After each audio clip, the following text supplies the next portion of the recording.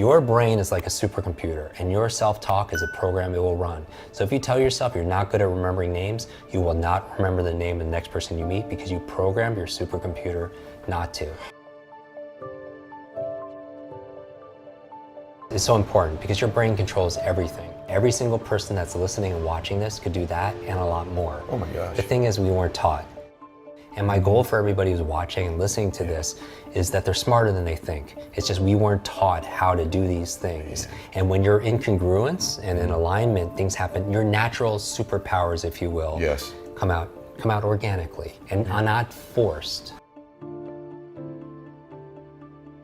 We've discovered more about the human brain in the past 20 years than the previous 2,000 years combined. And what we found is we've grossly underestimated our own potential, our own capabilities. And that's the thing, it's just because we weren't taught. And I really think the nature of the work that you do, that I do, that our community is really backing is about transcending.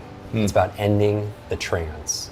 Transcend, end the trance, ending this massive gnosis in media and marketing that's telling us that we're broken, that we need to be fixed, that we're not enough. And I feel like that is what holds us back, you know, this illusion, if you will.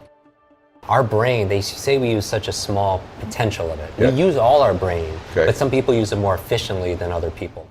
People don't realize this. There's a learning curve, but there's also a forgetting curve. Science is saying that within 2 days, just 48 hours of listening to a podcast, reading a book, going to a conference, getting a coaching, 80% of it, up to 80% is lost. Incredible. And that's, you know, as somebody who's investing time, energy, treasure into something, to lose all that, you know, and so you want to be able to hold that on.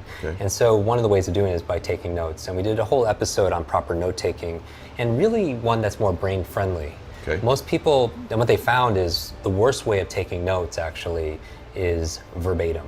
Which is the way I take notes. Yeah, verbatim, I used to. full transcription. And they study this, you know, at universities because they test people. They have people take word for word. And one of the reasons why is because there's just so much information. Right, you have 18 pages of word for word. You don't even know what's most important. But they found the best way of actually taking notes were more on keywords and relevancy. So for example, one of the ways of taking notes that I recommend is taking a piece of paper and putting a line straight down the page. And on the left side, what I'm doing is I'm capturing information.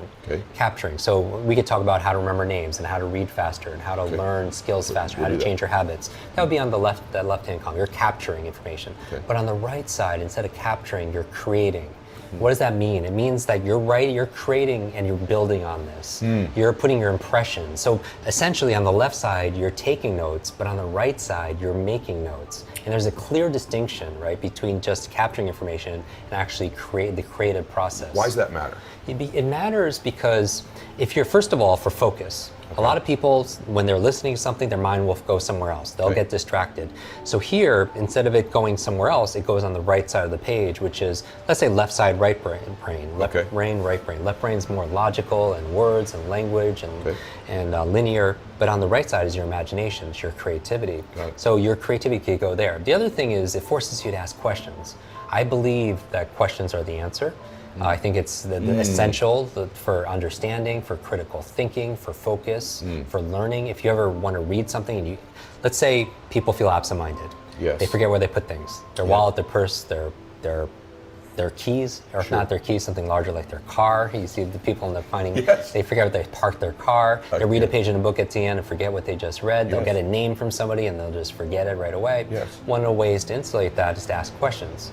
Right, to ask questions about something. So for example, when I'm taking notes, I'll capture information on the left side, but on the right side, I'll write questions I have about what I'm learning. I'll ask myself questions like how I'm gonna apply it. You know what the biggest challenge I have with the self-help personal development industry is that there's this massive lie that's being spread saying that knowledge is power.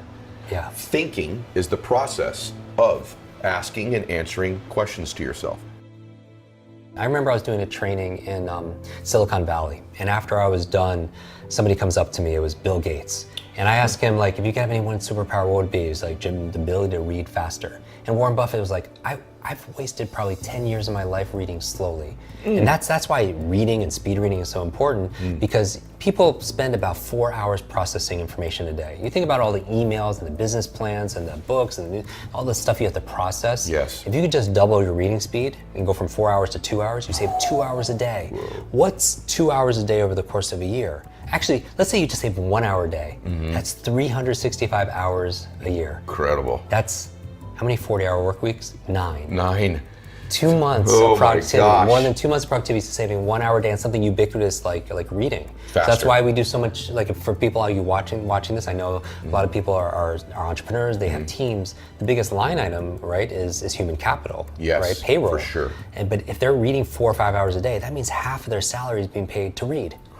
Right, so if someone's getting paid $80,000, $40,000 just to read. That's why we train at Nike and Google and General Electric and all these individuals, because that's the faster you could raise the collective intelligence of your team, you know, the more that they can be competitive, right? Yes. And so going back to this, the M is motivation. So I would always say, if you want to learn something new, check in with your motivation, because here's the thing: all learning is state dependent. All learning is state dependent. This is the thing: information combined with emotion becomes a long-term memory. We know that. Okay. And we know this because ultimately the expert's not always the person on the podcast or on stage. You are your own expert.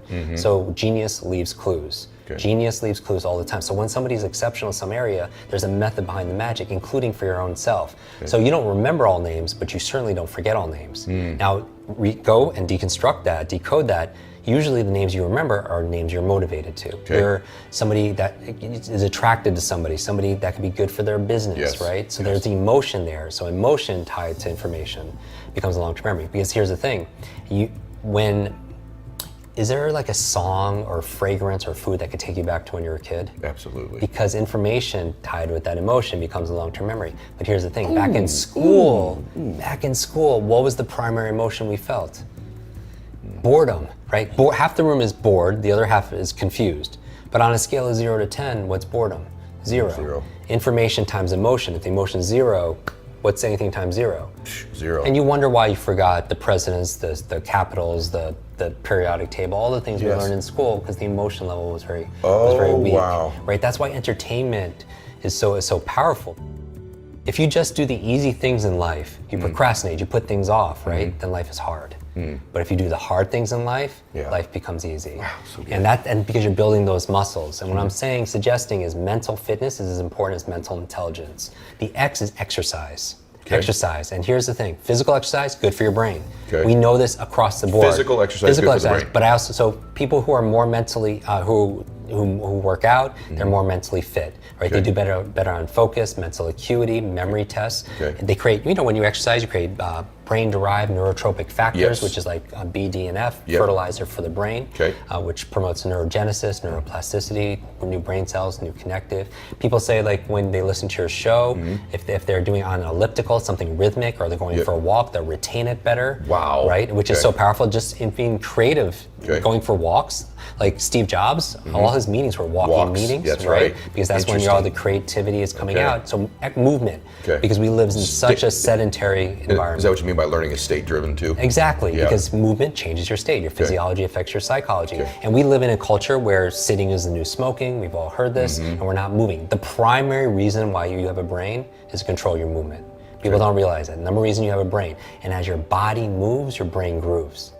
That if you want to win the day, you got to win that first half an hour, hour of the day, right? But the worst thing you could do, everybody should, has their to-do list. You should have a not to-do list. And the top thing, that's what successful people do. Because that's the thing, as you become more successful, there's this opportunity stress, right? You get more and more invitations to do more and more things. So you have to say no to good, so you can say yes to great. And what helps is having a not to-do list. And on top of the not to-do list, I would suggest don't touch your phone the first half an hour or an hour a day, and the last half an hour and the hour of the day. Why? Because when you wake up first thing in the morning, from a brain reason, you're in this alpha theta state. You're extremely suggestible. That's when you're most creative, right?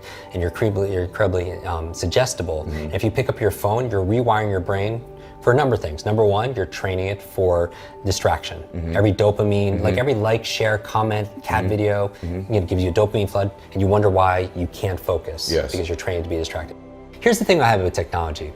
when you pick it up out of habit, like not for purpose, but just out of habit, technology is a tool you're supposed to use. Yep. It's right? using Like exactly. Yeah. And when technology is using you, who becomes the tool, right? That's so true, brother. We become the tool. Yeah. And here's number one, you don't pick up your phone first thing, it trains you to be distracted. Number two, when you're in that pressureful state, is what you talk about. It trains you to be reactive. Correct. It trains you to be reactive.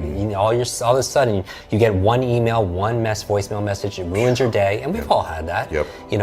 You're fighting fires and you're on the defense. And I always tell people when they come to me and they say, I'm not smart enough, I'm not good enough, I have a horrible memory.